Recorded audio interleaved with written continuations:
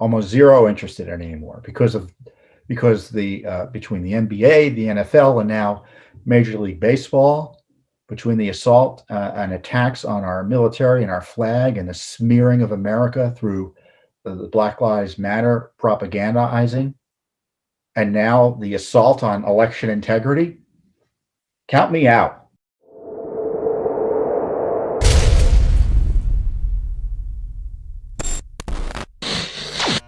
Speaking of shutting down the republic, we have attacks on, and I think it's ironic that during the election controversy, the states and their ability to run elections, that was sacrosanct, right? We could never question that, right?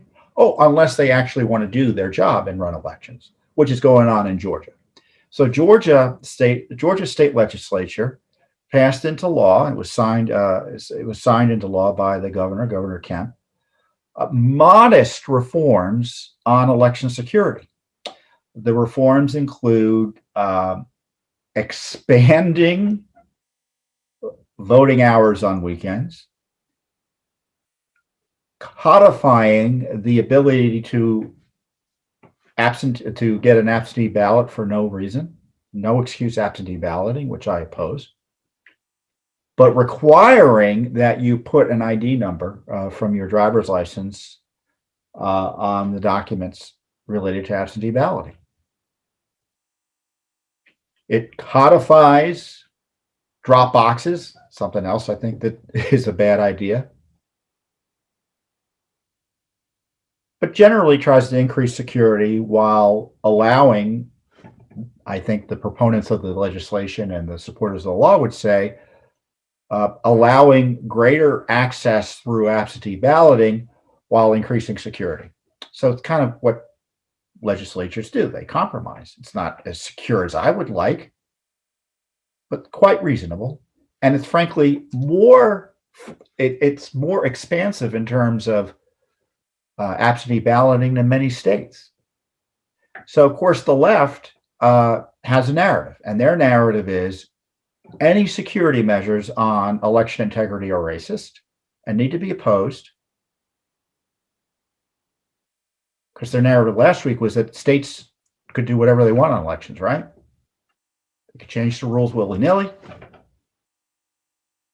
But when state legislatures act according to the Constitution and the law, they play the race card.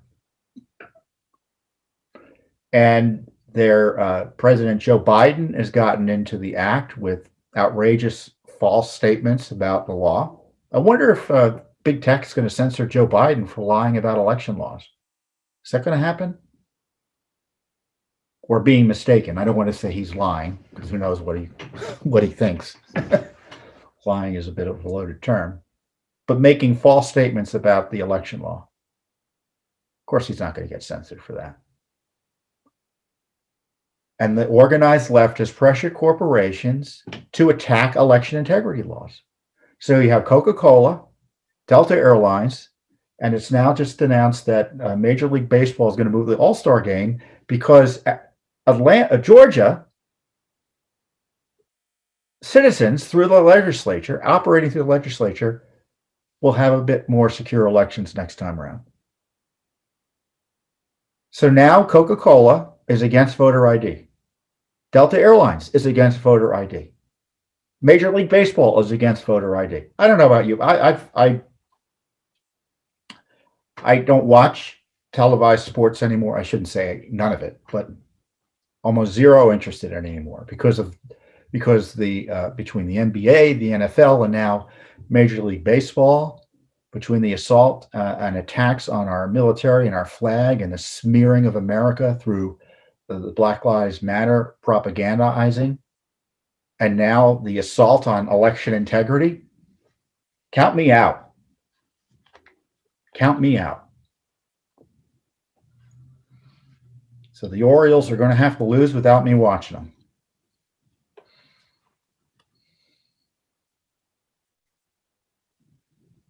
And Coca-Cola now, now that's the corporation point of view. The Coca-Cola, if you buy Coca-Cola, you'll be opposing voter ID. Is that what Coca-Cola wants us to think?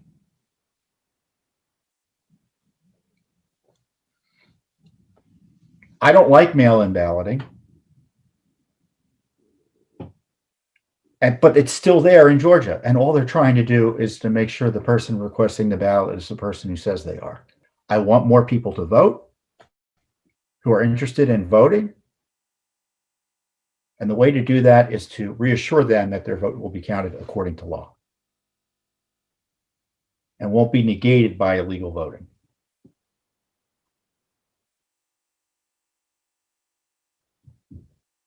So now it's Judicial Watch.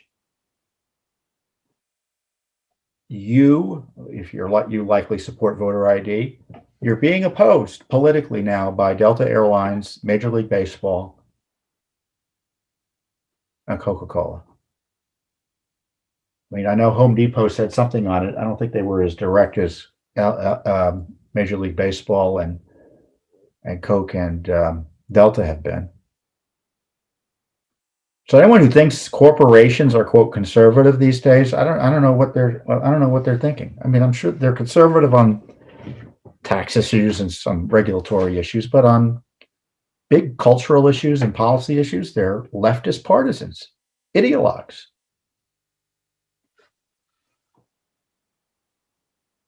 So what is Judicial Watch doing? Well, we have litigation already in Georgia. We have 2 lawsuits about how the 2020 election was conducted, namely the consent decree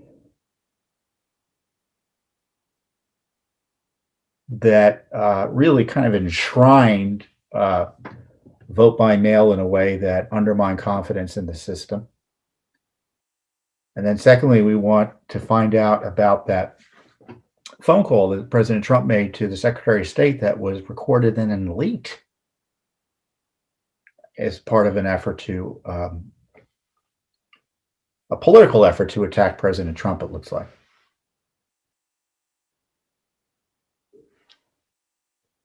So more is coming. We have many Freedom of Information Act requests on election integrity.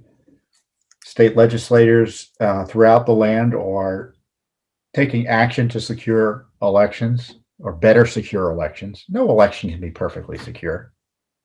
But to me, you just have to have the basics in place. Voter ID, very narrow absentee balloting, meaning that you really need a good reason in order absentee to vote, not vote in person. And there are all sorts of other good ideas out there to secure the vote.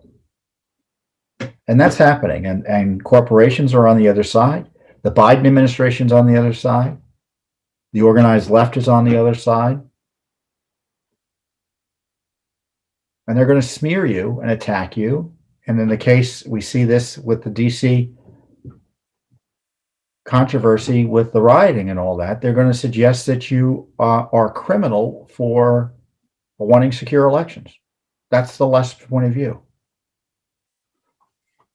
But it isn't going to stop Judicial Watch. We're going to continue the heavy lifting. We're going to be in federal court trying to make sure the rolls are being cleaned, trying to get accountability and the details of what went on in 2020 so that people can know what went on and decide what they want to do next time around. Either continue it, stop it, change it, whatever. So we're not going to stop. Thanks for tuning in. Be sure to subscribe to our YouTube channel to catch all the latest news from Judicial Watch.